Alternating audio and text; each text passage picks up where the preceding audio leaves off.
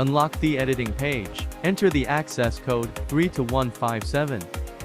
Click Machine. Select Punch, and click New. On the right column, click Shape. There are 4 punches to choose from, and the shape of each punch can be available on the right side of the page. Select the punch shape, and customize the punch name, such as 1 to 3. Click Accept. Input the height, angle, radius, width and impedance of the punch, respectively, according to the actual situation. The height is the distance from the punch tip to the step.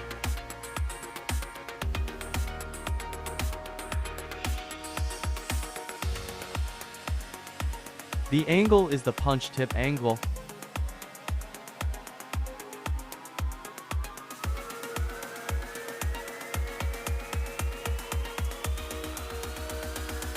The radius is the arc angle of punch tip.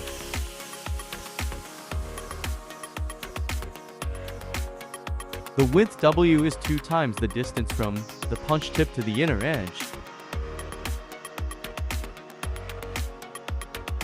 The impedance is generally set to 5.